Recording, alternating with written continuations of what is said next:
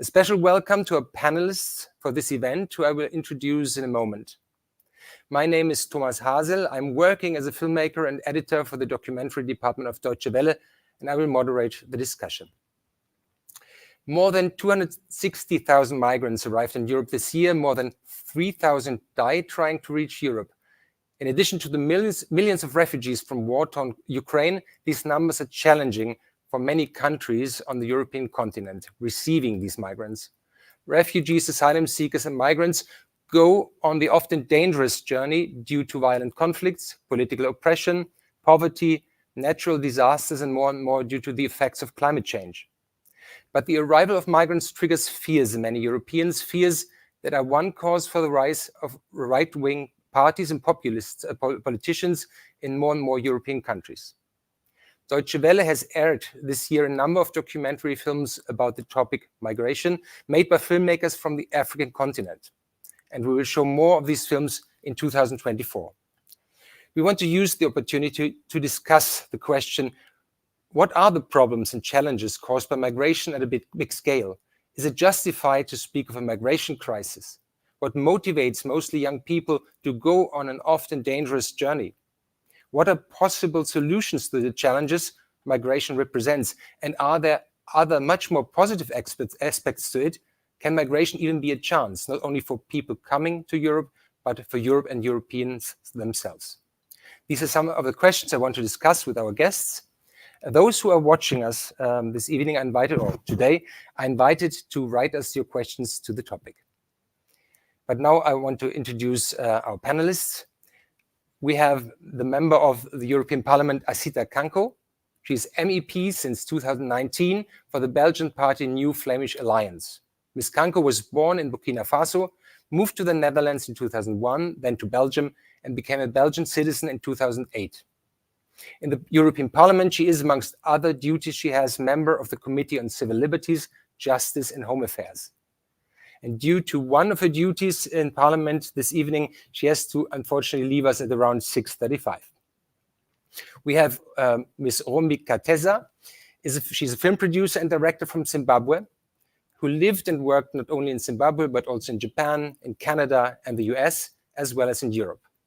She did a number of feature and documentary films about political issues, but also the topic migration.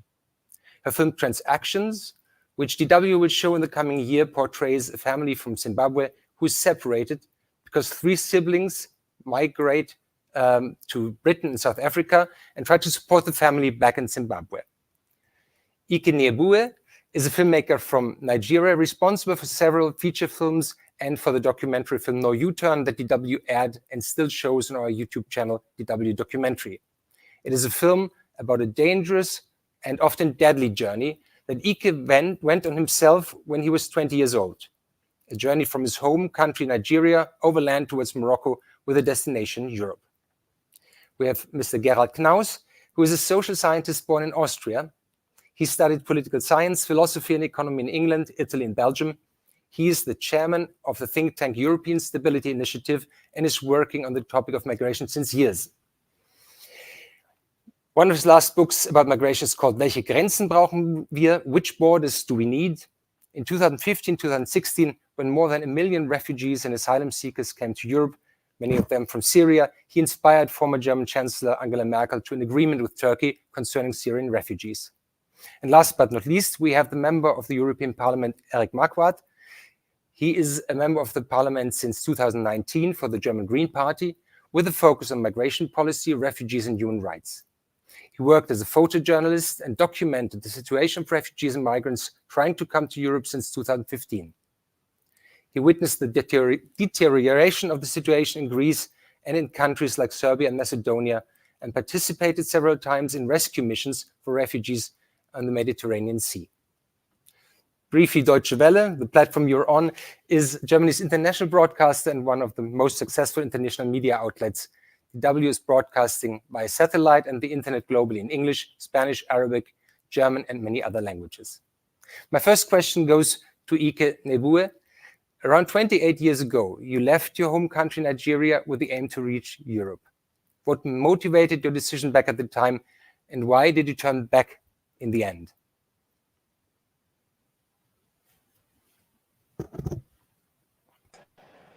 Sorry, I needed to unmute myself. Thank you so much, Thomas. Um, my motivation was very simple.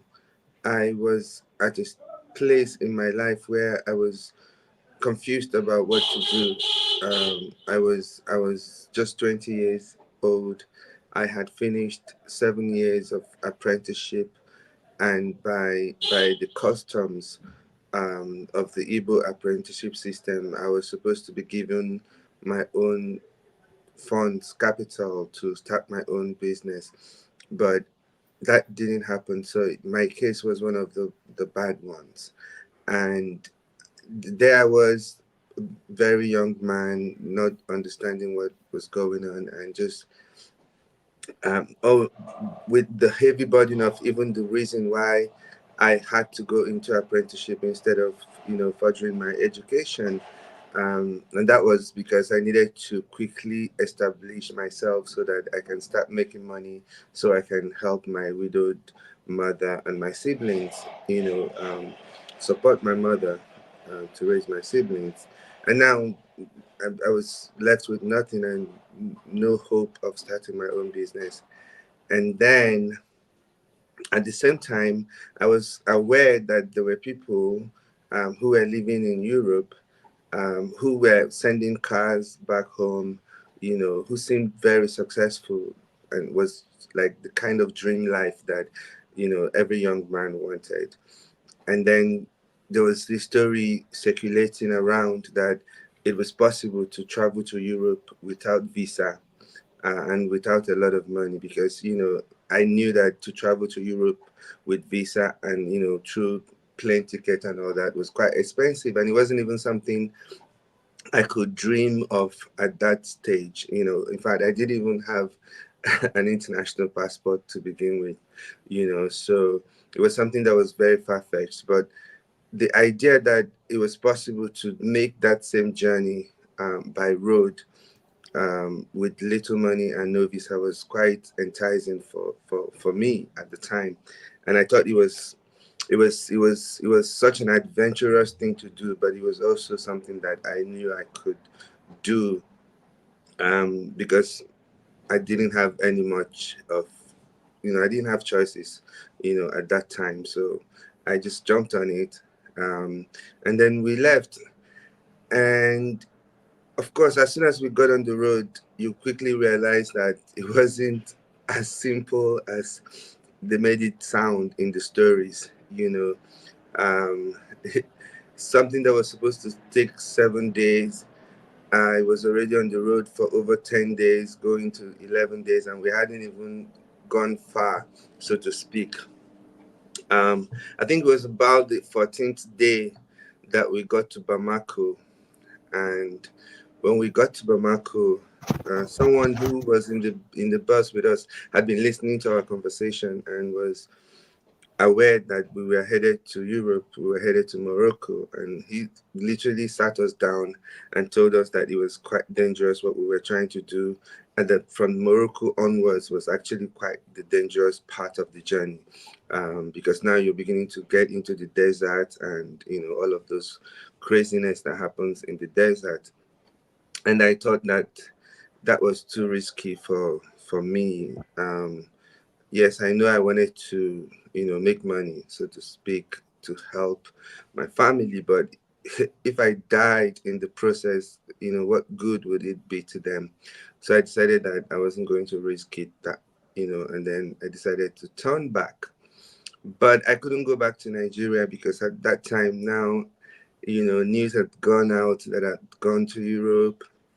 you know um I didn't want to go back for the shame of the failure, and then the stigmatization that comes with that kind of failure.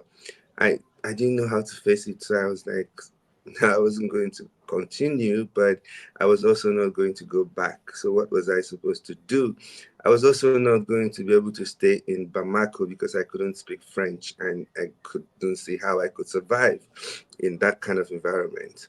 So eventually, someone said that, oh, there was a place called the Gambia, who was very close as well, but they speak English. And I was like, oh, that sounds interesting. At least where you can communicate with people, you can begin to figure out how to survive. And that's how I ended up in Gambia and spent 2 years before I finally went back to Nigeria. If you look at when you did the film now 2 years ago, you went about the same route. You met a lot of young people who were also heading northwards. Do people know how dangerous the journey is, and why do they do it anyhow? So when I did it, most people didn't know how dangerous the journey was or the journey is. But right now, the most like the craziest thing is that young people actually know that it's a very dangerous journey, and they want to do it, regardless. And one of the most heartbreaking things that I heard, when I was talking to people whilst I was making the film, was the young man who told me that he would rather die trying to get to Europe than stay back in Nigeria.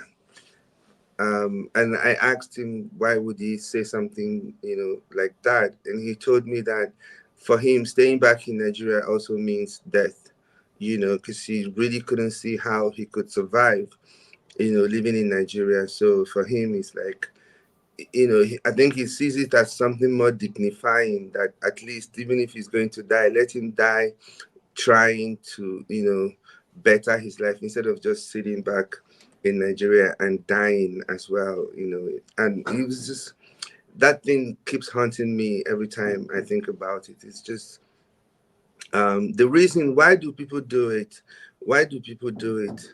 It's a question that it's a multi-layered, it requires a multi-layered answer. It's not a simple, it doesn't give you a simple answer, because on the surface you would say, okay, people do it because they are looking for opportunities to self-actualize, right? They feel that where they are, it's not availing them enough opportunities to actually self-actualize.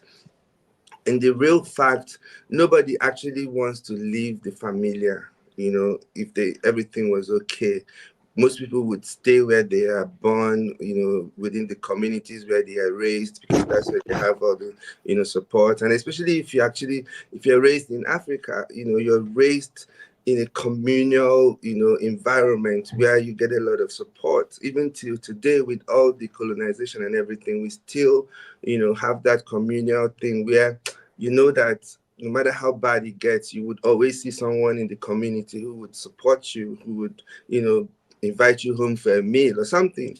So naturally, Africans really, if they had the chance, wouldn't to live wouldn't be the first thing on anybody's mind, But this leads us to conversations about, when we talk about migration like this, we talk more about the symptoms, because for me, migration is a symptom of something deep that I feel like we're not having that conversation, deeply. Why would someone feel that where he's born is not availing him the opportunity, even with all the wealth that we know that Africa possesses? For instance, West Africa is the richest region in the world.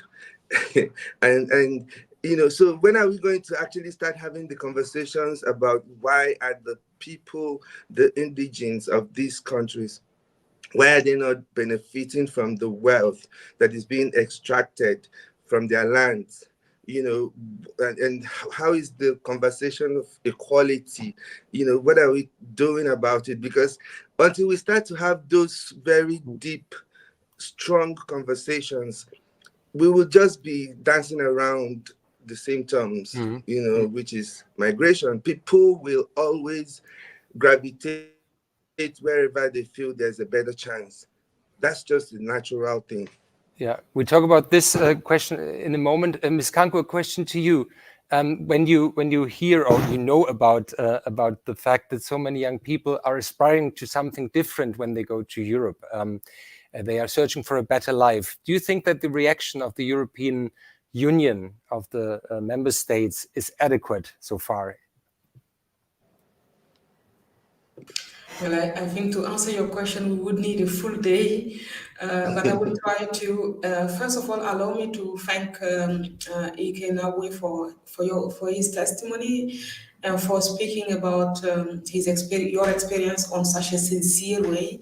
It's also what will educate young people about what the reality is. It's just it's very important. I think there is a issue of information next to an issue of despair as well.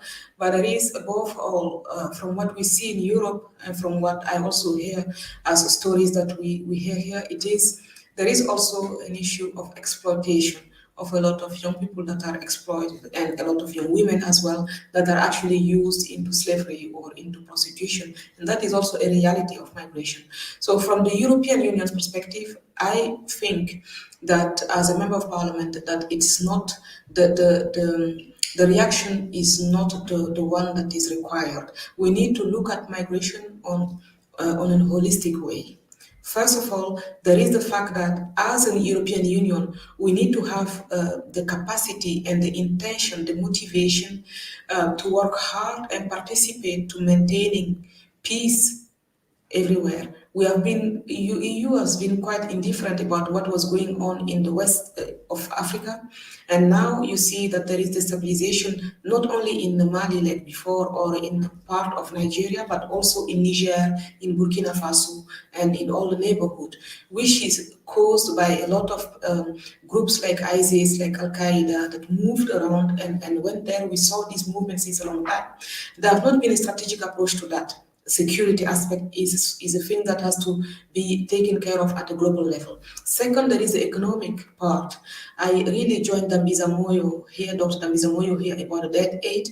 I think that Europe has been seeing Africa as if Africa was a country, as if African countries were still in the 60s, but right now we are in 2023. Also, for the African countries, there is economic potential, there are brilliant people, there are opportunities that they want to also grasp. But the way of doing policy regarding Africa remains something of the past. And I really believe that we can have a partnership that can also build a future for everyone instead of financing corruption like the EU is doing right now, which is humiliating and giving a feeling of, it's reducing people to a level that is not something that is compliant with dignity. So when you have the EU that sees you all the time as someone who needs help, I don't know how it can make you feel better or how it can make you imagine that Africa can also be a better place. So there is this old politics of the period of Chirac and Mitterrand needs to change. I grew up under Thomas Sankara in Burkina Faso. We always believed that you need to be a proud citizen and that you must expect something from your leader. What the EU is doing right now is not allowing people in a lot of African countries to expect action and hard work from their leaders. It's just blocking them from unlocking their own potential and being free in their own countries. This is one thing that needs to stop. And I said several times also in debates here about the EU-Africa relations. And third and last point, I also think that we need to make sure that nobody can exploit anyone by working on legal paths for migration. Look at Canada is doing it. In France, they had a proposal about that. We need to make sure that we have a possibility for people who are highly qualified or who have qualifications that we do not have here. Like there are jobs where you find nobody, that we can have a legal way to bring them. We've been working on legislations like that, but it is a very, very difficult situation in the EU, the member states. We need to find a way to facilitate that approach that can bring people legally. It is a win-win. And regarding people who need protection, we need to also break the taboos by allowing asylum to be sought also outside the EU. If people who want to seek asylum always need the permission of human traffickers, the permission and the goodwill of human traffickers to be able to seek asylum in the first place, then this is not protection. So we need to be able to be creative about this. I think we finally also need to invest in the development of the private sector in African countries. Coming from the business sector, I saw brilliant people in Cote d'Ivoire, for example, who were actually much more in a hurry than young people I saw in the city in London, and who were speaking about millions or billions about a deal that they wanted to make in various areas. We need to look at all of that. Otherwise, I think that the EU is not only letting African countries down, it's shooting itself in the foot. It's shooting itself in the foot because at the end, what is happening is that we geopolitically step out and we let China and Russia take over, and we let radicalized groups take over, and at the end, we are sitting here and we are going to endure the consequences of this lack of presence. Mm-hmm. Mr. Marquardt, you are in the European Parliament, as I said before, since 2019, but you're observing closely the situation of migration or what's going on in the Mediterranean and at the borders of Europe, let's say, since a long time. How is your assessment of the European policy so far when it comes to migration? Yeah, would also take a day, but actually, to narrow it down somehow, I would say that the precondition for finding the right answers to the challenge of migration globally in Europe and also in the several member states is that we understand the situation. And to understand the situation, we also have to understand the people who are migrating. And I think the European policy at the moment does not really focus on the people and more taking care of like their Excel sheets and some aims they have to, I don't know, lower this number and maybe increase this number. So I think we don't understand the complexity in several regions of the world. We don't understand, for example, as Asita said, Africa. we just don't understand it from the European policy point of view. So we are not able to understand the advantages of regular migration. And on the other hand, finding the wrong answers to irregular migration from my point of view. I found it really interesting, Ike, that you said that you met people who said just that they rather die trying, like without having any, like they're not politically persecuted, but they say, I don't care about my life. I just go this way now and I want to succeed. And if you have a person like this, it's not an easy answer to just say, okay, then we build a fence, and that this person will not just say, okay, no, oh, sorry, I tried it, but now I turn around and go back to my home country. They will try to at least come to Europe at a point, and they will try to get asylum, and maybe they're rejected. And I think what we should focus on as a European Union is to focus a little bit more on the people and their will to succeed. They don't want to be on this route. They don't want to talk to human traffickers. They don't want to waste their lives or waste money with smugglers. They want, maybe I would say, more information, more education, good economy, and a perspective for their lives and the lives of their children. And I think that should be the focus, especially if we want to reduce irregular migration, because there's like the alternative to irregular migration, or the possibility to decrease the number of people who irregular migrate to Europe is not to just say we want to lower the numbers and build some fences. From my point of view, it's to give alternatives to this like deathly pathways. Mm-hmm. Mr. Knaus, would you say that the European policy when it comes to migration is on the right track right now, or what do you think about it?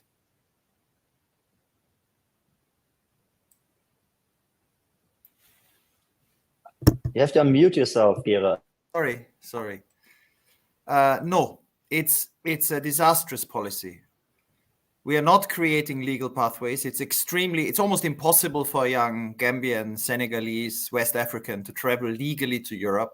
It's easier to get a scholarship to China or travel to Turkey or go to the Gulf states. It's very hard to move legally.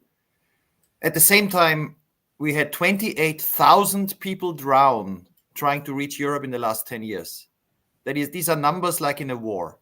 I mean, this is the deadliest border in the world, and it's increased again this year, more than 2,500 deaths at sea. I mean, this is incredible. At the same time, we are seeing So less possibilities to travel legally from African countries. Resettlement, the legal acceptance of refugees is collapsing around the world. If there wouldn't be the United States and Canada, European countries basically don't resettle refugees. A handful, 1,000 a year to Sweden, a few to Germany, but that's it. So contrary to what was said years ago in the Refugee Compact, it's going the wrong way. And then we have pushbacks at Europe's borders, the violation of the rule of law. We have deals with Libya, where people are taken from the water back to Libya and mistreated, and the European Union is funding this for 7 years already. That's not a bad thing that might happen. It is happening already today. And finally, of course, I mean, how can I not say this as a European? I'm here in Berlin, but I've just come back from the Netherlands on the weekend, and I was in Austria last week. The current collapse of a strategy to deal with irregular migration and have a sense of control without violating human rights, which is what all centrist parties should propose. The fact that people feel in Austria, in the Netherlands, in France, in Italy, in Germany, that you can't reduce irregular migration, which people are afraid of, irrationally, but they are, without violating human rights, creates a fantastic opportunity for far-right, racist, illiberal parties. So next year, we've just seen the elections in the Netherlands, number one for a real rabid Islamophobe, pro-Putin politician. Le Pen is the most popular politician in France. The far-right FPÖ is the most popular party in Austria. The AfD in Germany is the most popular party in all the new German Länder in the East. We are seeing far-right politicians everywhere proposing to abolish human rights so that we control irregular migration. So altogether, lots of deaths, lots of suffering, no legal migration, no legal resettlement. It's a totally collapsed system where Europe is looking hypocritical and dishonest. So I urgently think we need to think about a paradigm shift. I very much like the reference to Canada. We need to create legal mobility for economic migrants, which some European countries are aware that they need. We need to create resettlement opportunities for refugees so they don't need to risk their lives. And we need a humane policy to drastically reduce irregular migration that kills thousands of people every year in cooperation with African countries. So to offer migration agreements where people don't have an incentive to get into boats or cross the desert, but there are opportunities to come and travel or even work legally in Europe. And one last thing about the perception, because we talked about lots of migration in the world, and then we mentioned Africa, that 250,000 people who are crossing this year into Europe irregularly, not all of them are Africans. Even some who cross from Africa are not Africans. They are Pakistani, Bangladeshi, Syrians, and others. But even if all of them would be Africans, that's 0.02% of the population of the continent. That's 2 out of 100 of 1%. It's basically, from the African point of view, completely insignificant numbers. And for Europe, it is 0.004. It's 4 out of 100 of 1%. So we are talking about a phenomenon which is dramatic because it kills so many people and creates fear. But in terms of numbers, it's almost irrelevant to most Europeans and most Africans. And that's a complete political failure of everyone on the left, on the right, refugee organizations, UNHCR. I think we've all failed. And so we live with a horrible system that will extract a very high political price in Europe that is killing people every day on that border and that stops the regular migration and exchange that we need. No country in Africa has visa-free travel to Europe. All countries in South America, except Cuba and Bolivia, have visa-free travel to Europe. We shouldn't accept that. We should work towards legal migration and legal mobility and lower the visa fee and more scholarships and an end to the deadly reality we have today. Mm-hmm. Ms. Katesa, the majority of people from Zimbabwe is not trying to reach Europe. Many go to South Africa. Is the discussion there as confrontational as it is in Europe? So just some background, Zimbabwe has a population of about 15 million, and it's estimated that 4 to 7 million Zimbabweans are outside of the country. So for us, that kind of net migration of losing so many Zimbabweans it's a huge issue. And the fact that so many of them are going to South Africa has also raised a boiling point of Afrophobia or xenophobia against Zimbabweans and Africans of other countries who are going into South Africa. I mean, I think there's so much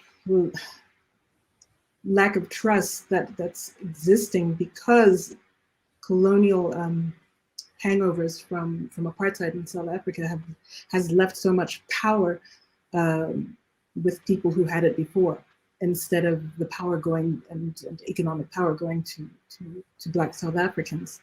So Zimbabweans who go there face a lot of challenges, but they're also very productive as well. You know, I think it was mentioned before that if Africans had the choice and things were okay in their countries, their first choice would not be to emigrate to another country. And the majority of Zimbabweans, I did research into this before we did our film, the majority are leaving for economic reasons because of a failed economy that's failing to give, you know, job opportunities or the kind of ease of doing business in the country that allows for a free market to thrive. So these kind of challenges do exist, but I do reiterate that if the situation were ameliorated, we had leadership that really pushed for policies that actually protected our people, protected our trade, and that there was more trade that happens, free trade between our countries, and safe migration, legal routes for migration, we wouldn't be in this situation. I will have one more question to you about your film in a minute, but because Ms. Kanko has to go very soon, I would have one last question to her. Maybe she has the time to answer it. Can you explain, how do you explain these fears and angry reactions in Europe, but also in the US, for example, when it comes to migration? Where does this fear come from? So I would like to say that, you know, it's how to explain that political parties are elected by people, just random people around who are your neighbor or, you know, just anyone, and they have their own issues. So what I observe in Europe and what I hear from citizens is that, of course, they are worried. There is a fear and questions that people have about migration. Unfortunately, certain aspects that we have seen about migration have turned migration into something negative for a lot of people. I will give two examples. For example, there are, you know, a lot of people with migrant descent who are doing great work, who really contribute to society, who adapt, learn the language, they respect the laws. They don't say like, look, my tradition or my culture is more important than the law of my new country. And I see them every day. You know, when I was working in the private sector, so many colleagues like that. But there is also a group of people who don't do that. What they do here, they wouldn't even do it in the countries where they came from because nobody would accept them to do that.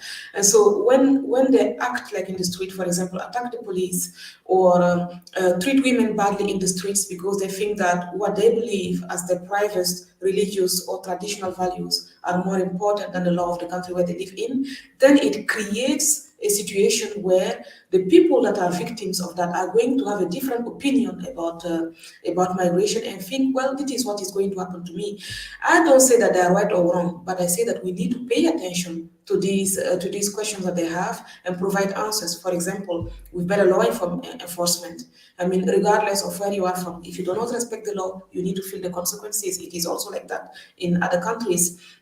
Basically, when I was a teenager in Burkina Faso, I mean, I never met someone who tried to actually attack the police. You know, just you don't do these kind of things. So I think when we do proper law enforcement and have better integration policies, like you need to learn the language, you need to comply with the laws and rules of your new country, it will help you also find a job. It will help you find people that can be part of your network and of your group.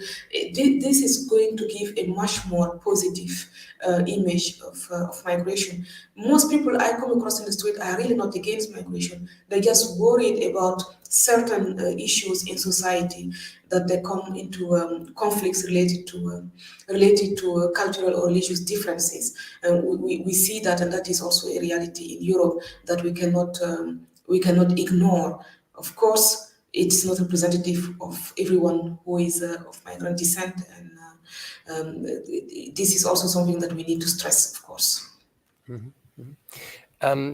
Ms. Kateza, in your film, you portray this family and 3 siblings. 2 of them go to Great Britain and 1 goes to South Africa. And then they financially support the rest of the family. How important are these financial support systems for people in Zimbabwe, or maybe also in Africa? Well, to use the example of Zimbabwe, remittances, the money that's flowing back to families at home, far exceeds development aid that's going into the country.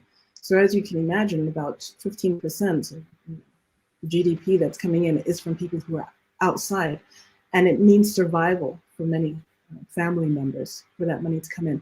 And it's not unique to Zimbabwe. I mean, this is something that all migrant communities can relate to.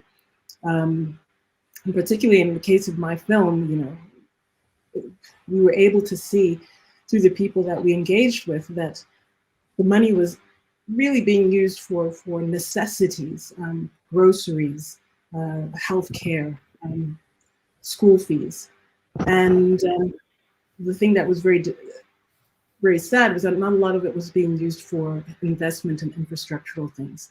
So you have this whole generation of Zimbabweans who are leaving and not being able to really meaningfully invest in projects that will allow them to come back home. And this family has also showed, you know, through the film, I was able to show that, you know, with this family, they were starting to create little projects that allowed them to generate income. So the mother started building houses that she could get tenants into, because she understood that, you know, she couldn't continue to expect all of her children to keep sending money home to her. So she was trying to find ways to generate income that would allow her to take care of all the many orphans that were in the family. And it's been great in terms of the screenings that we've been doing, having conversations with other people in their communities about the importance of financial literacy, and how best to if you migrate, how best can you invest back at home so that you're able to one day come back and reap the fruits of the work that you do. So it's, I think, a very interesting conversation around migration is also about how do you frame it, and the conversations around people who are coming home and actually, once they've gone to a second country, what are they coming back to achieve in their own home countries, and how are they changing the culture of family dynamics and the economy itself of that country? What kind of skills are they bringing back into their home country once they return, if they return? Ms. Kateza, I just want to say a goodbye to Ms. Kanko, because I know that she has to run to a next session, a next appointment. So thank you for joining us, Ms. Kanko. And thank you very much. I just wanted to make a tiny comment before I leave to what Ms. Kateza said. I think also we need to think about the burden on the shoulders of those who provide. You know, a lot of African people, you know, when I was working for BNP Paribas, we called it among African Europeans the family taxes.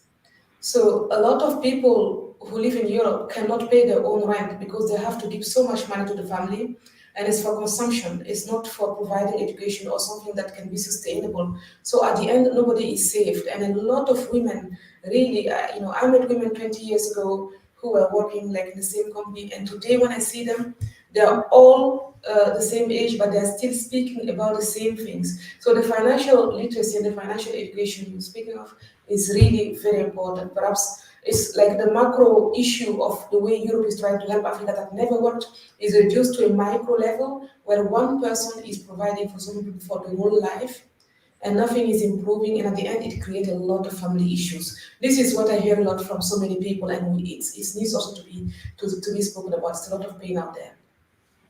Thank you so much. Sorry for running. Thank you. Please watch the film. Mr. Knaus, a question again about these fears. We cannot call fears always irrational. There are real fears about maybe social competition, maybe different cultures, etc. How do you explain that the topic migration is sometimes such a heated one in the discussions, also in media, but also in the streets in Europe? So now I mute. I hope you hear me. Well, let me take a few countries in Europe I know better. But then let me make a general point first. The general point is that countries that are immigrant societies, where almost every citizen is first, second, or third generation, the majority is first, second, or third generation immigrants, like Australia, like Canada, they are as obsessed about stopping irregular arrivals as European countries. And small numbers of irregular arrivals become the dominant political issue. They became for decades the dominant issue in Australia. Small numbers of boats. Canada, which brings in 500,000 people a year, this year, next year, the year after, legally, both economic migrants and refugees, 50,000 a year. Canada worked very hard to have an agreement with the US that the US takes back everyone who crosses irregularly. So there is something about the human psyche in every society I know in the world, in every democracy, where small numbers of irregular arrivals create a sense of loss of control, which gives a gift to populists, while large numbers of regular arrivals are accepted. And we saw that now with Ukrainian refugees who could arrive legally, but we also see it with a lot of Latin Americans who arrive in Spain legally and then apply for asylum. It's not the same issue that you have with small numbers that arrive irregularly. So if that is the case, if we see that, a rational policy would be one that really tries to reduce humanely irregular migration and replace it with regular access. Now, in Germany, and I said I would talk about where I live at the moment, there is another issue, which is that at the moment, Germany has more, last year the net migration was the biggest in its history, and it has also given more protection to refugees than at any moment since 1949, since the creation of modern Germany. Now, most of these refugees arrive legally. It was Ukrainian, mainly women and children. But if you take all the refugees together, including last year 240,000 asylum seekers, this year perhaps 300,000 asylum seekers, the numbers rising, it creates challenges. So local government has to accommodate people. These challenges can be met, but they are real, and you need a social consensus because you need to adapt things. You need more kindergartens, more houses, more teachers, more schools. And of course, you need to get used to new neighbors everywhere. But if you have a sense of loss of control, a sense that you don't actually have any control who and how people are coming, and then you have a real challenge, which you could meet with a lot of support of a lot of people in civil society. These two things together create a toxic combination.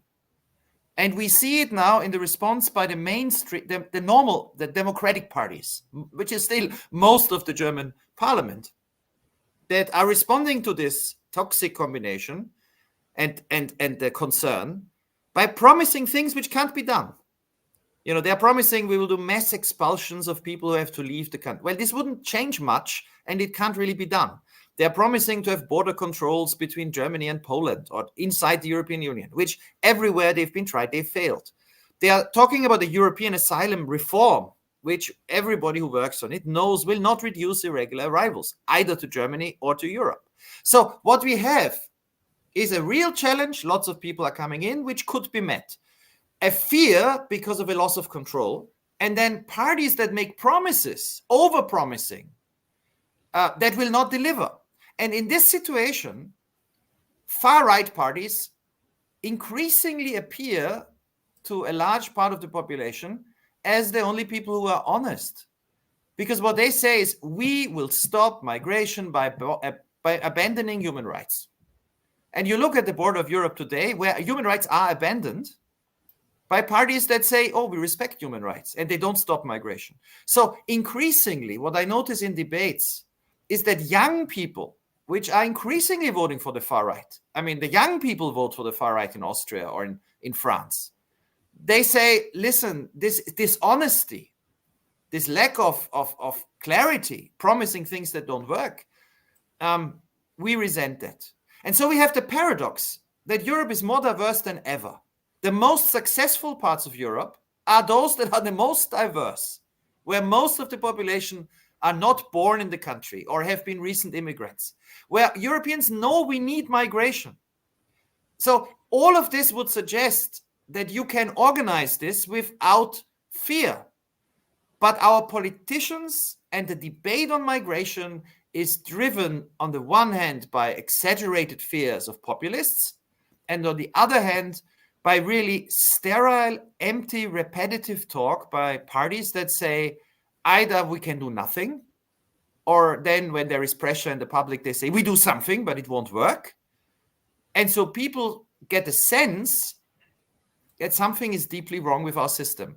Instead of having a grip on it, like in Canada, which is a clear policy, which I think is what democratic parties should embrace urgently, which is to say our goal is to reduce irregular migration as much as possible, but to do it without violating human rights. So we need partnerships, we need third countries, safe third countries, return agreements with very few returns, because our goal is to stop people getting into boats, not return many people. So we have a cutoff date.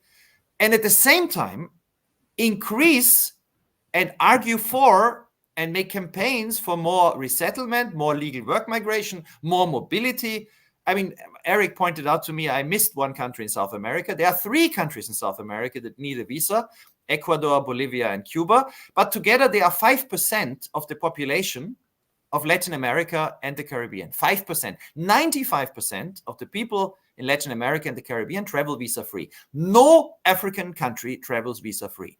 No, let's have a debate. Let's focus our advocacy on creating legal mobility, and let's reduce irregular migration. If we don't do that, just the experience of every country we've studied in the last 10 years, it will blow up in our face, and we will see a Europe where parties are increasingly influential, which means leading governments that are openly racist, openly Islamophobic, openly pro-Putin, openly illiberal, openly against human rights. And I think this would be a terrible dereliction of the responsibility of democratic politicians, just to watch this and pretend there's nothing we can do. Ms. Catesa just wrote to me that maybe the solar power is gone soon from her computer because the electricity is out in general, as far as I understood in Harare right now. That's also the difficulties that are possible. But stay with us. I hope the solar power stays, or the energy stays with us as long as possible. Mr. Marquardt, I wanted to ask you a question, because you were in Lesbos several times, and you know that also the situation on the ground for the people, that the citizens of these areas can be quite difficult. Are many people feeling overwhelmed by the migration, or by the many refugees that are coming? Do you think that these worries are justified? Are they left alone? Yeah, so I think we have like around 1 billion, so 1,000 million people who are coming to Europe every year. Yeah, that's the number roundabout after COVID, and approximately 1 million, so 1 per 1,000 immigrant who ask for asylum.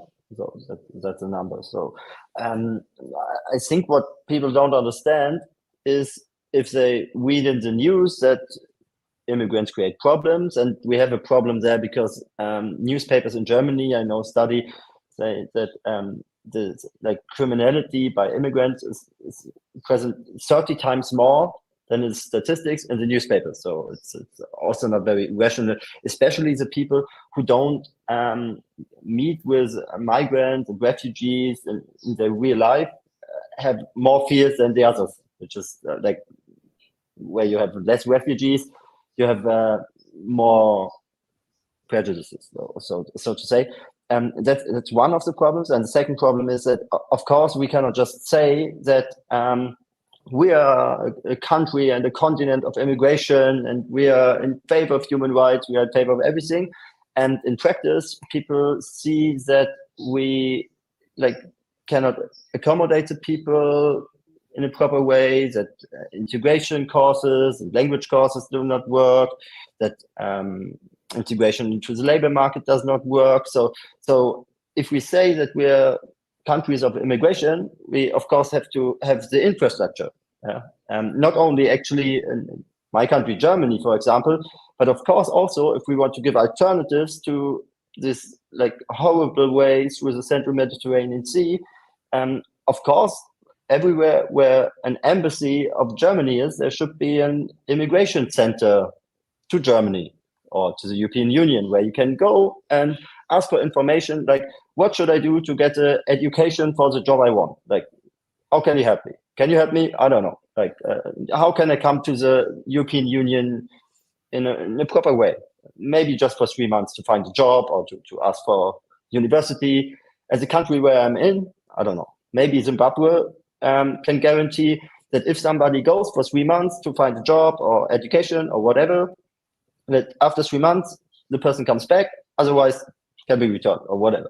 Like these kind of things, it's not rocket science, you know, it's just that like visa waivers, for example, it's not rocket science. Like every country in the world, maybe not every, but most of the countries in the world, like Turkey, for example, they would never allow that people who overstay their visas, like people from Turkey coming to Europe, who overstay their visa in Europe, would not be returned to Turkey, because then the visa waiver would end and the whole society in Turkey would not accept that their leaders do not take back 5 people and everybody's losing the possibility to travel visa-free to Europe. So these kind of hooks could be pretty effective, but what I recognize is that the European leaders, at least the last 10 or 20 years, were going to other countries to tell them what they should do now, these other countries, namely return or get their people back or whatever. And we did not understand as a European Union that you cannot go somewhere and just ask for things without giving something back. And that's why I think most of the immigration deals or agreements or whatever, they do not work because they are not fair, so to say. And that does not work in the end. So if you ask me about fears, I think that most fears are irrational. There are not so many people who are danger to national security or whatever. But of course, we can create most security risk in Europe if we don't understand that people who are staying in Europe for 5 or 10 years and do not have access to language courses and jobs and whatever, that of course they create problem at a point. If they don't have the right to work, for example, they work maybe with the mafia at some point or whatever, as you see it in Italy. And all these problems are, from my point of view, a little bit house-made.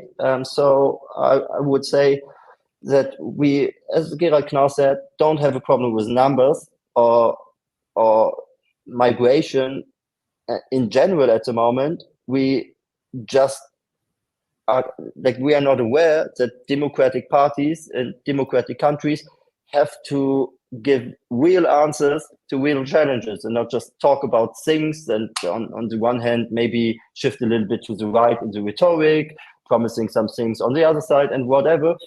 We have to solve the problems, and the problem is like lack of integration, lack of agreements with third countries, lack of legal pathways, lack of a common European asylum system which creates a fair share of responsibility between the member states. All these problems can be solved, but they're just in need of political will, and that is not there at the moment, because I think that most of the European leaders, unfortunately, think that with what they do now, namely talk a little bit like in right phrases about migration and create the idea that irregular migration can just be stopped or whatever with some new rules we create in Brussels or whatever.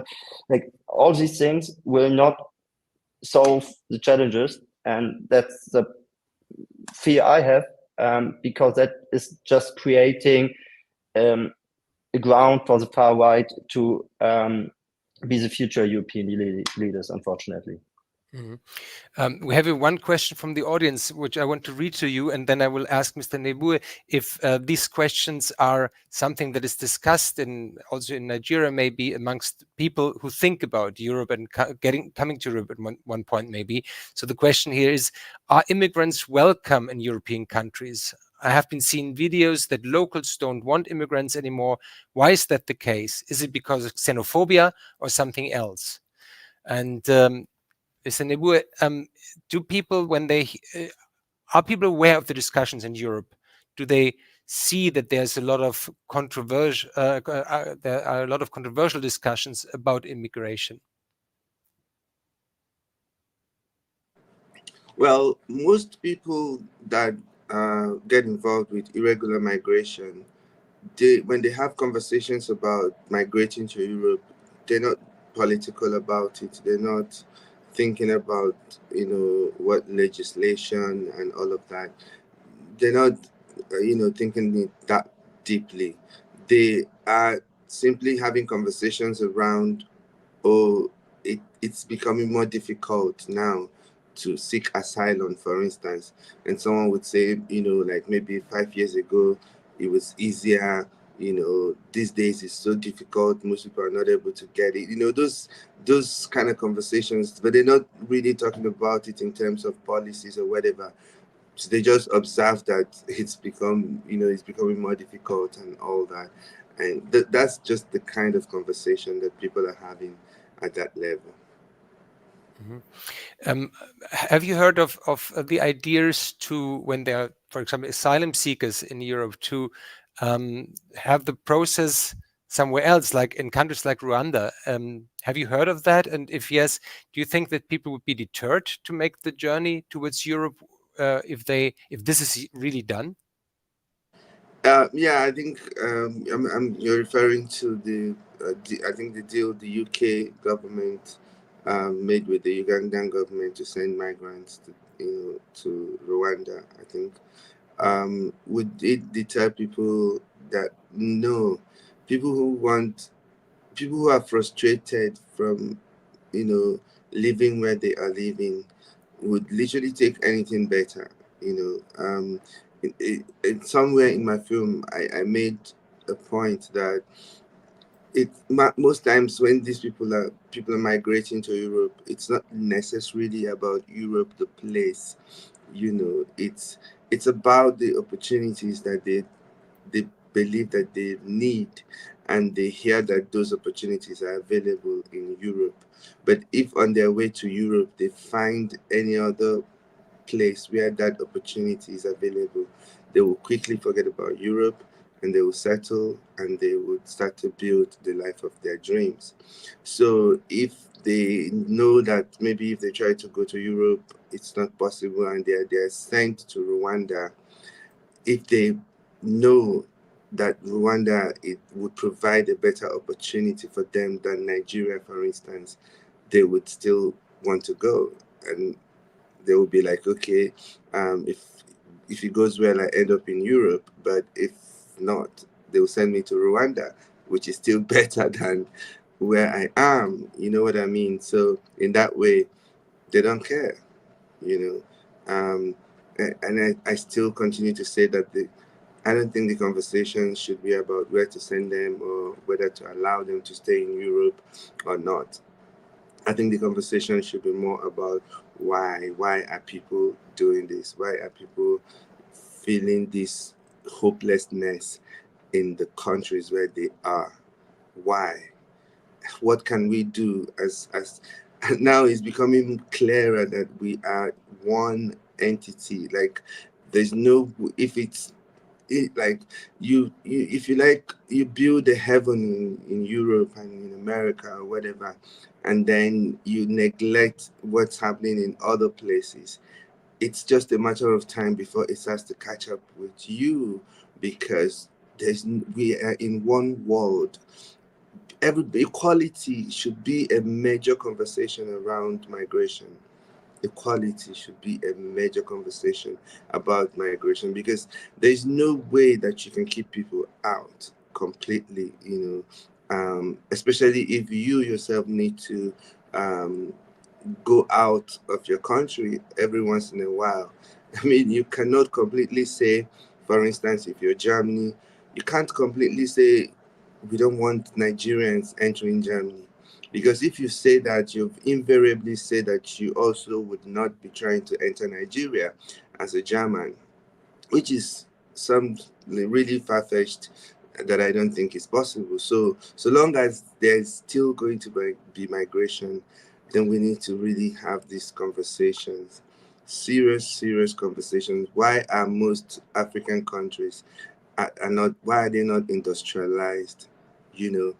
Why is, the highest percentage of cocoa in the world is grown in West Africa? And why is these West African countries growing this cocoa? They don't have any meaningful percentage of the global trade in cocoa. Why are there no cocoa factories in Ghana employing young people and giving them a hope of a simple life? Most people are not asking for too much, actually, in West Africa. Most people are not asking for too much. Most people are just basically asking to be able to afford comfortable accommodation, not anything grandiose. Most people don't care about living in mansions. Most people just want to live in simple homes. Most people want to be able to provide for their family, be able to pay school fees and afford medical care when they need it. Simple things. Until we start to have those conversations, we would still continue to run around in circles about migration issues. Mr. Knaus, inequality or global inequality is, I guess, one of the topics one would have to talk about. Migration is more maybe a symptom, or illegal migration at least. In the last years, the European Union and different individual states tried to make deals. I mentioned the one with Rwanda. I think this night is a debate in the European Parliament, in the British Parliament about this issue. But there were also deals with Turkey in 2016, Tunisia, Morocco, etc. These kind of deals, do they make it possible for these states to blackmail Europe? And isn't this a dangerous path to go? To use then migration as a kind of weapon or an instrument for blackmailing the European Union?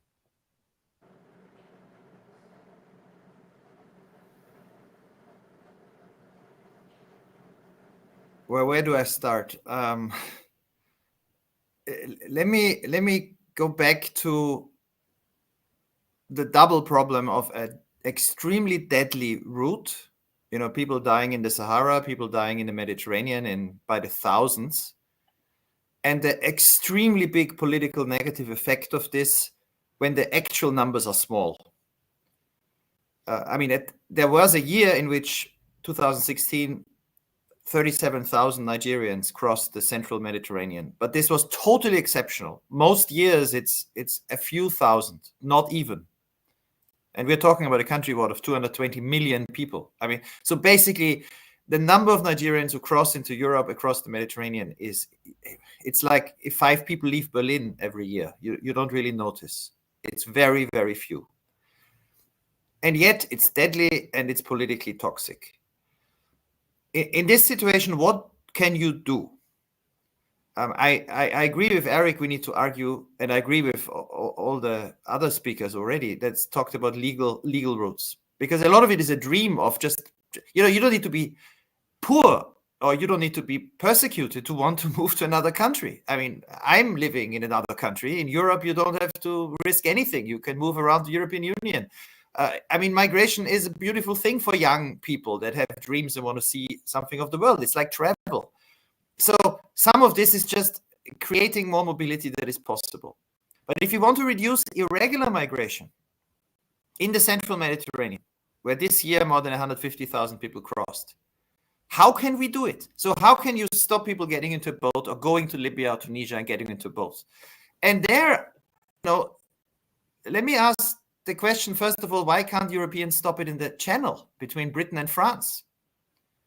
Because we always talk about this as a European and African issue. But why last year 47,000 people left France with smugglers to go to the United Kingdom, which is why the United Kingdom is going to Rwanda to try to stop this. This year, more than 30,000 already. There is no right to migration. There is a right to refugee state, to refugee determination, and to be treated humanely.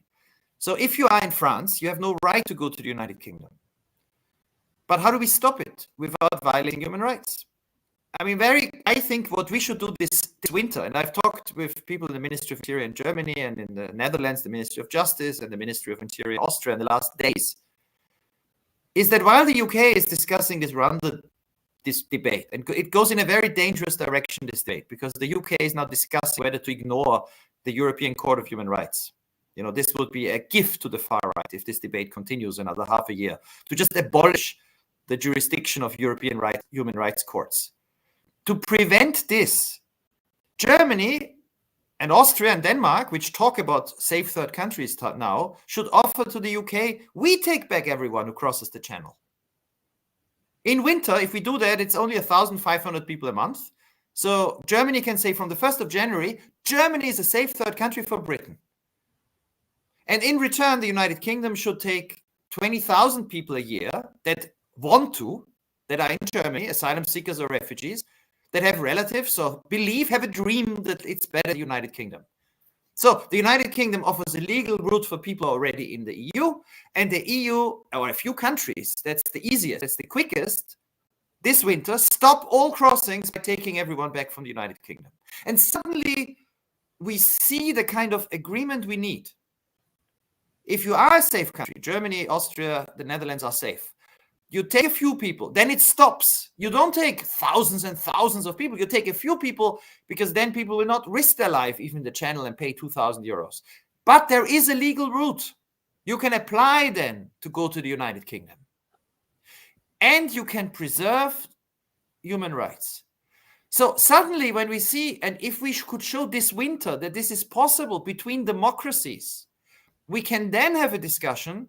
Can you do something like this between Spain and Germany and France and Senegal to stop the crossings to the Canary Islands, which are also deadly, in fishing boats, young men in these little boats. And you say to Senegal, we offer you legal migration. We offer resettlement. In return, you take back the people who go to the Canary Islands for 3 months, and then it will stop. Now, this has worked. There are many examples around the world if it is well organized.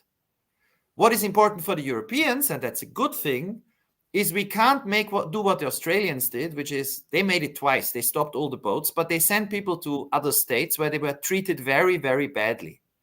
Europe can't do that, which is a good thing because our courts will stop us. And we saw that in the United Kingdom. The court said you can't send people to Rwanda if there's not a fair asylum system. That's great. That doesn't mean that you shouldn't try to stop irregular migration by having deals with third countries, but that means that you can only do it if those countries meet the conditions. And they will only meet the conditions if you offer them something, what Eric said. You know, make an equal partnership. I don't understand why Germany is not offering a small country like Namibia or fighting for visa-free travel. You know, there was all this debate about the past. Well, offer it one African country, and then other African countries can aspire. They can say, oh, it's possible to have African countries that have visa-free travel. And then we have a debate. Okay, can you help us in this way? And we help you in that way. And we create more legal mobility. These kinds of partnerships can work. But what we have at the moment is an ideological debate. A small group in our publics believes in open borders, for which they have no chance of realizing it. So we have the status quo. A bigger group believes in closed borders and violence and force. Unfortunately, they are becoming stronger and stronger. But this is at that price we don't want to pay, which is the end of the Refugee Convention and human rights. The middle, I think, is looking for a policy that combines the two. Having more legal mobility, more dignity, less deaths, less irregular migration. And I think we need, and I'd love to discuss this with Nigerian intellectuals, with Nigerian, there are a few thousand Nigerians in Germany that are supposed to be deported. They will not be deported.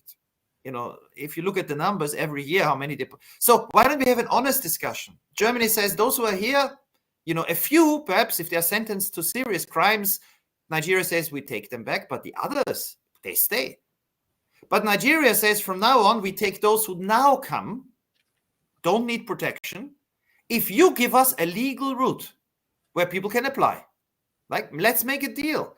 Give us a chance that young Nigerians can learn professions, cooks, I don't know. There are so many professions in Germany where there's a shortage, where people can say, or even have a green card lottery where there's a hope. You buy a ticket, offer some hope and make agreements that are in the mutual interest. And that agreement can work. Everything else is just a farce. Ms. Contessa, thank you. You're back. I'm glad about that. One question, when you hear these discussions that might sound sometimes a bit technical, maybe not so empathetic, you're a filmmaker. Do you think that documentary films and the work of filmmakers can raise the empathy of people and more understanding towards these different perspectives we are talking about? Yeah, I definitely do. Can you hear me okay? I changed devices. Great. Yes. Yeah. Documentaries are a great way, I find, of like really initiating conversations amongst people that may not have been discussed before. Particularly with my film, what I found is that there was a disconnect in terms of the understanding of the experiences of migrants who had gone on to another country and to the family that they had left behind. So those who had traveled to a new country may have been working 2 or 3 shifts, may have been working, 15, 16, 17-hour days just to try and make enough money to be able to send back home to their families. And the ones at home have their own challenges in terms of making sure that they have clean water, that they have electricity, that they're able to have an education for the children who are still there. So those who are at home might sometimes assume that there are greener pastures when you leave and everything is great and you'll get money immediately and there's no need for them to complain once they go. But it's not always rosy on the other side. So the film, in particular, my film, was able to get families to have those discussions around what they understand migration to be and how it affects the culture of a family in terms of how money is spent, who decides how it's spent. And I think it's our role as documentarians to provide a mirror to society, to say, this is the reality that we're living. And for those who can empathize or understand what's going on, they're able to see that they're not the only ones. Sometimes it's very difficult for people to talk about their issues. In my case, I spoke about issues of finance, and sometimes it's very hard to talk about the money that you're earning because you're worried that somebody might find out that you're earning much less and you might be ashamed, or that you're earning a lot more and you're worried that somebody might come looking for you for some reason to try and gain from your finances. So documentaries provide a perfect platform, to be able to highlight these issues and also to push for policy changes, particularly in the countries that we come from, to encourage our politicians to make to industrialize our countries so that people don't have to leave, that we're not losing. There's not as big of a brain drain as there is now, and to encourage a kind of reciprocity with countries, in this case in Europe, for example, or countries that are receiving more and more migrants and refugees, so that there are productive ways in which we can make sure, and I always say this, to make sure that there is safe and legal migration between countries, so that people do not have to die. When you think of the challenges that lie ahead for many African countries with the huge population growth, but also structural problems, would you wish for more young Africans being more politically active to change the systems they live in? I think we're all political beings by nature of being humans. We're all political. So the young people who are coming up are going to change the continent, whether we want them to or not. They have the numbers. half of the population is below 25 years old. So within the next generation, there's going to be clear change and innovation that's coming out of the African continent.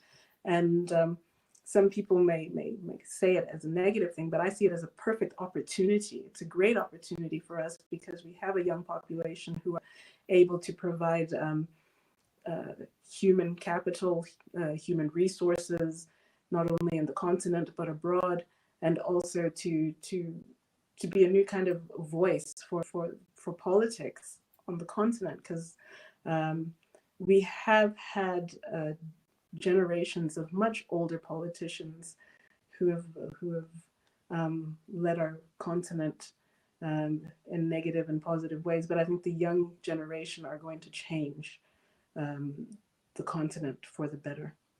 Mm-hmm. Mr. Marquardt, how would a positive, constructive migration policy in Europe, in the European Union, look like, in your opinion?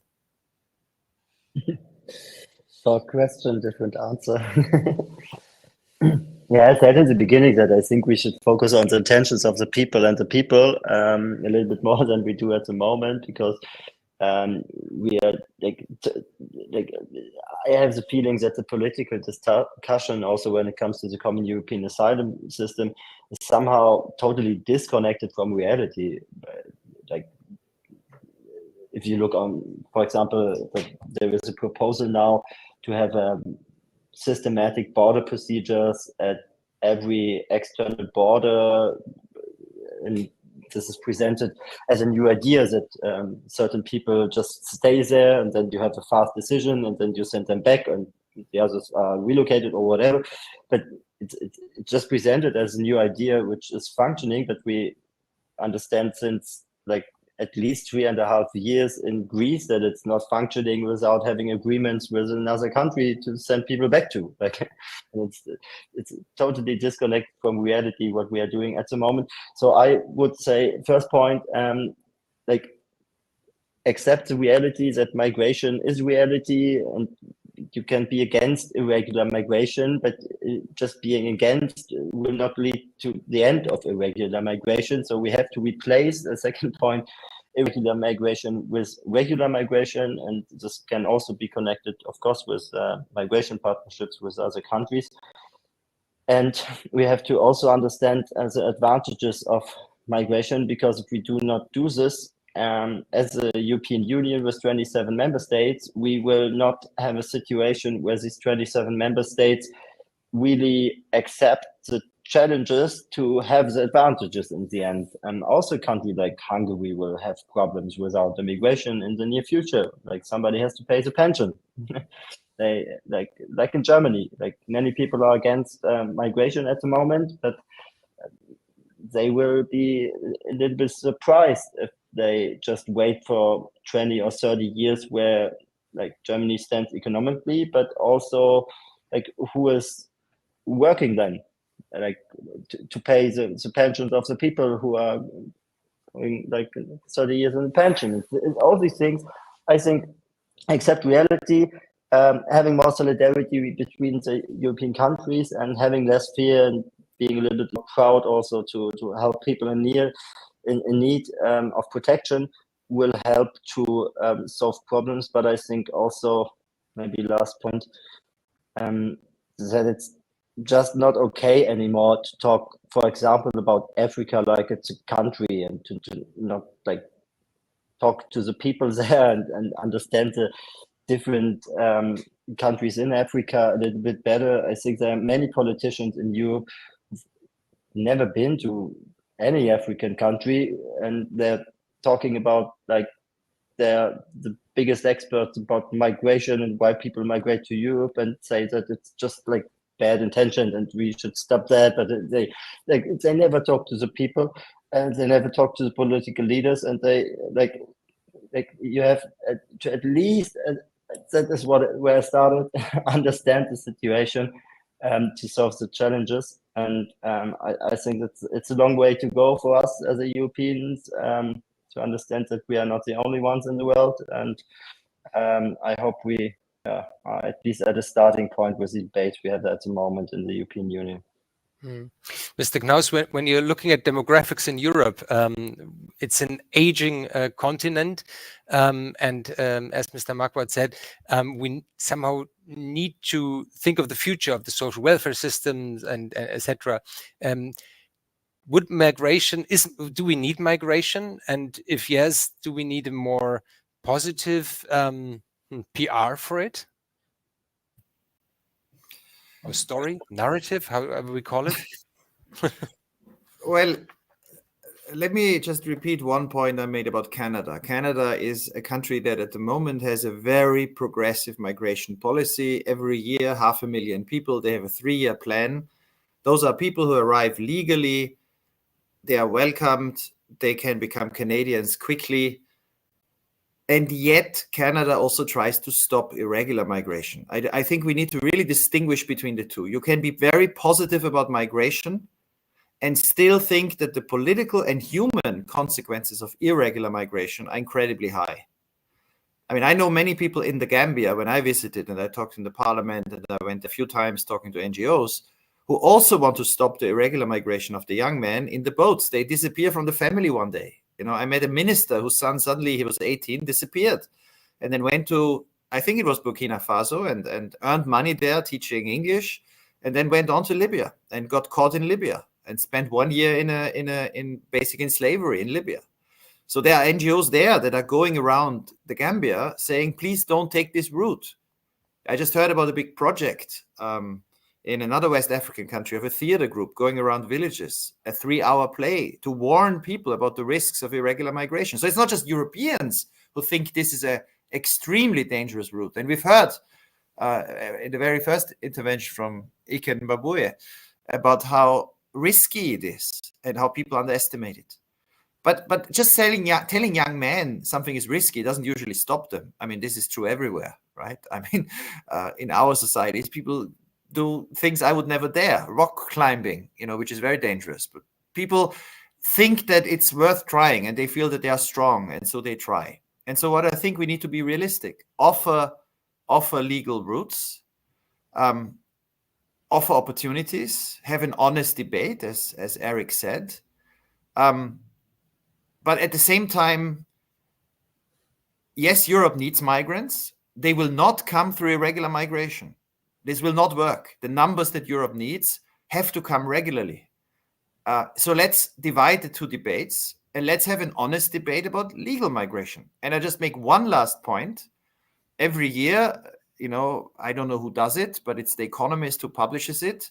The most livable cities in the world, you know, by whatever definition, healthcare, safety, comfort, security, are listed.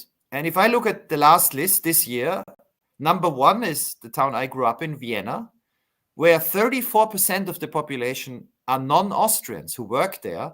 More than 44% have a direct migration background. It's a city of immigrants. The other cities among the top 5 most livable cities are Toronto and Vancouver. I mean, these are all immigrant cities. So clearly immigration and success are linked, and the most successful cities in Germany today. I mean, Stuttgart, what is it? 40-50% of the population has a migration background.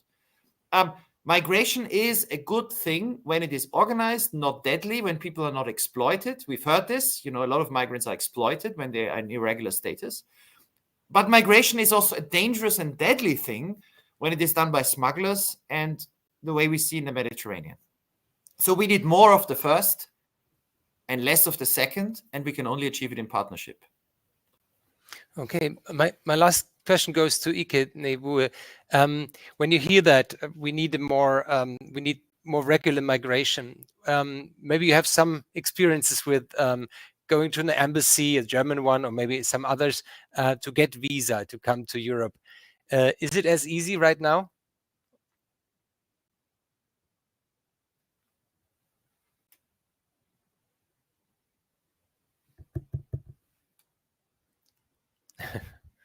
You're silent. Yeah, it's still muted, Ika.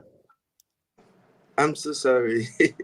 No, not at all. What I was saying is that what is being discussed about creating more legal pathways is a very, very important conversation. Right now, it's so difficult to get a visa to go to most European countries. Even like I give you an example, a personal example. Recently, I missed a festival in Germany that invited me to screen my film, and they wanted me on like on a panel, and so they really wanted me to be there in person, and I just even couldn't get an appointment to go to the embassy. Like, it was so crazy. I even reached out to some of my friends, at the German embassy, the German diplomatic circles, and nobody could help me. The only information that I got was that I must log onto the website at 12 midnight. That is the only time that that the window opens, and I stayed up at night a few nights and tried, and maybe I was too late, maybe I arrived maybe like 2 minutes after midnight, and it was closed again. And I thought that was just ridiculous. Why would you have an embassy but you don't want to process visas? And like, if you don't want to give visas anymore, I think it's okay to say it so that at least people know where they stand.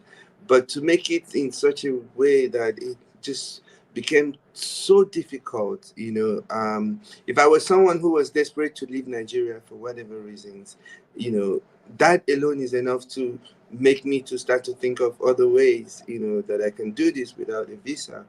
And this was me who was actually just trying to squeeze that time out of my schedule to be able to, attend that festival and share my film and come back to my work and stuff. But I couldn't get the opportunity to even present my passport for consideration. And this is just one of the many stories how things are becoming so difficult, for people to be able to follow the legal pathways of even just travel. We're not even talking about migration here. We're just even saying, can people just travel? Because I know that if I even wanted to say, oh, I want to relocate to Germany, what are the pathways? I don't even want to imagine how crazy and how difficult that can be. But just simply being able to just even travel to Germany for a few days and come back is that difficult, So it's a very serious conversation that needs to start. We need to start having. I think many young Africans can relate to your experience. I hear this also quite a lot when it comes to embassies. But I want to thank you all for having participated in this discussion and for having joined us in our discussion about migration. Especially, I want to thank Remittances for having been here, Asita Kanko, Gerald Knaus, Eric Marquardt, and Ike Nebue for the participation. I wish you all a great evening or a great day or a good night wherever you are in the world. Thanks so much for attending. Goodbye. Thank you.